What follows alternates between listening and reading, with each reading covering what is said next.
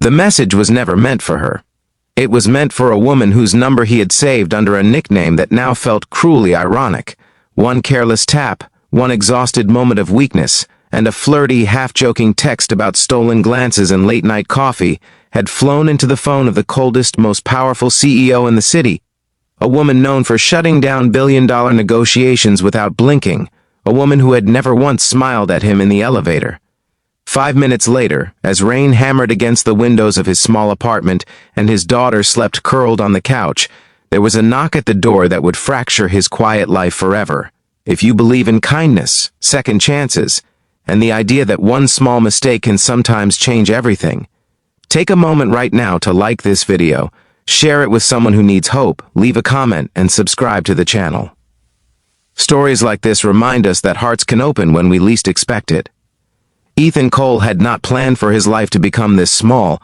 Once he had been the kind of man who thought in 5-year plans and career ladders. Now his world revolved around a 7-year-old girl named Lily, a chipped blue mug that read "World's Okayest Dad," and a calendar marked with overdue bills. He woke before dawn every morning to pack Lily's lunch, braid her hair with clumsy fingers, and pretend he wasn't terrified of failing her.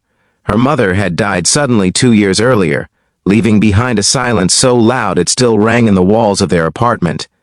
Ethan learned quickly that grief did not arrive in dramatic waves but in small daily moments: an extra toothbrush in the cup, a jacket still smelling faintly of her perfume, a song on the radio that forced him to pull over and breathe. Money was a constant, gnawing worry. Ethan worked 2 jobs, days as a data analyst for a tech firm housed in a gleaming glass tower downtown, nights delivering groceries and takeout until his legs ached. His boss at the firm was the CEO herself, Victoria Hale, a woman whose name alone commanded respect and fear. She was brilliant, precise, and famously distant. People said she slept in her office and had ice where her heart should be.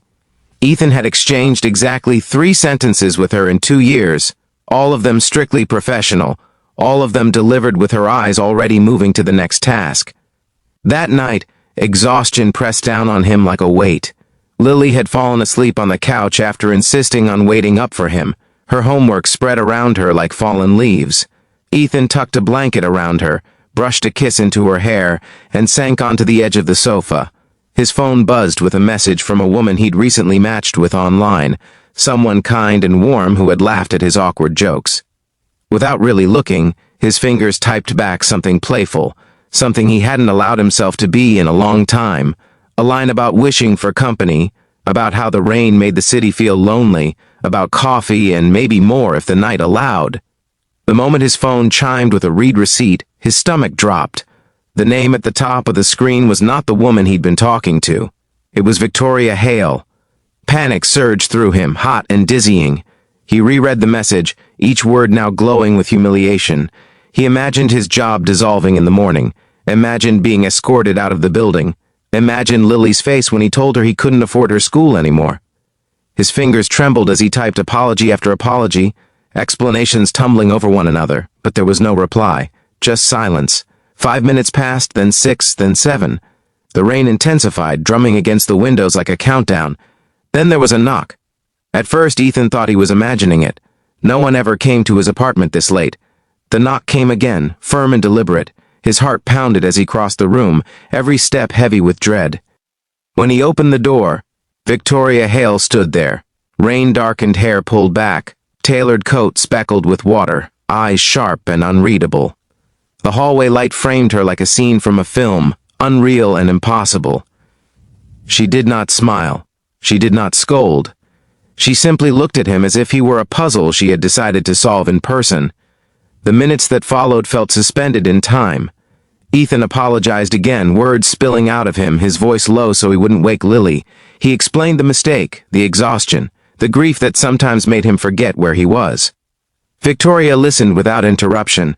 Her gaze flicked once toward the couch where Lily slept, her small chest rising and falling beneath the blanket. Something subtle shifted in Victoria's expression then, a crack so fine it might have been imagined. She stepped inside, closing the door gently behind her. The apartment was modest, cluttered with the evidence of real life. Crayons on the table, a stack of overdue notices on the counter, framed drawings taped crookedly to the wall. This was not a world Victoria Hale ever entered. Her life was penthouses and boardrooms, assistants who filtered out mess and emotion alike. Ethan expected anger, dismissal, consequences. Instead, what unfolded was something quieter and far more unsettling. Victoria spoke of how she had almost ignored the message, how she had started to delete it before stopping. She admitted, without drama, that no one had sent her something so human in years. That curiosity, a feeling she barely recognized anymore, had driven her to his door. The night did not turn into romance. There were no sweeping gestures, no cinematic kiss. What happened instead was conversation, halting at first, then slowly deepening. Ethan spoke of Lily, of learning to cook meals that didn't come from boxes, of the loneliness that crept in after bedtime. Victoria spoke of building her company from nothing, of the cost of always being the strongest person. In the room, of the way success could become a wall instead of a bridge. When Victoria finally left, the rain had softened to a mist. She paused at the door, looking back at the small, warm space she had briefly occupied. She told him to come to her office the next day, not as an employee in trouble, but as someone she wanted to understand better. Then she was gone, leaving behind a silence that felt different from the one Ethan was used to, less heavy, more alive. The days that followed changed the rhythm of Ethan's life in ways he never could have predicted. Victoria did not suddenly become kind or easy. She remained demanding, sharp, uncompromising. But she also began to notice things. His need to leave early for Lily's school events, the way he worked through lunch, the ideas he kept to himself out of fear. Slowly, she gave him space to speak, then responsibility, then trust. His career stabilized. The constant fear eased its grip just enough for him to breathe. Outside of work, their connection grew in small, careful steps. Coffee turned into dinners. Dinners turned into shared silences that felt comfortable instead of awkward. Lily, perceptive and cautious, watched Victoria closely at first. But when Victoria showed up to a school recital, sat through an entire children's play without checking her phone, and clapped the loudest for Lily's brief, shaky solo, something softened in the little girl's eyes. Victoria's own walls did not fall easily. There were setbacks, moments when she retreated into work, times when Ethan wondered if the distance between their worlds was too great. He carried his own fears, too, the terror of letting someone close again, of risking Lily's fragile sense of security. But each time, they found their way back through honesty, through the shared understanding that both of them had built lives out of survival, not softness. The story people saw from the outside was a simple one: powerful CEO, struggling single dad, an unlikely romance, sparked by a mistake.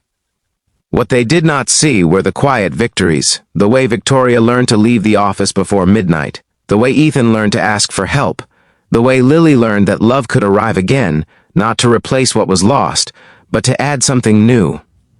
Near the end of that first year, on a night much like the one that started it all, rain tapping gently against the windows, Ethan stood in the same apartment, now brighter, fuller.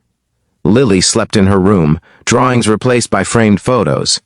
Victoria sat beside him on the couch, her head resting against his shoulder, her phone face down and forgotten.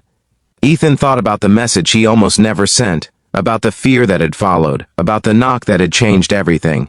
If this story has touched your heart, if it reminded you that even the coldest doors can open and the smallest mistakes can lead to the greatest gifts, please take a moment now to like this video, share it with someone you care about, and subscribe to the channel.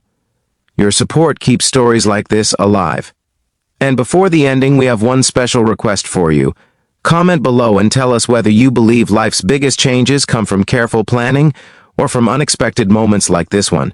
Because sometimes it only takes one wrong text, one brave knock, and one open heart to rewrite a life.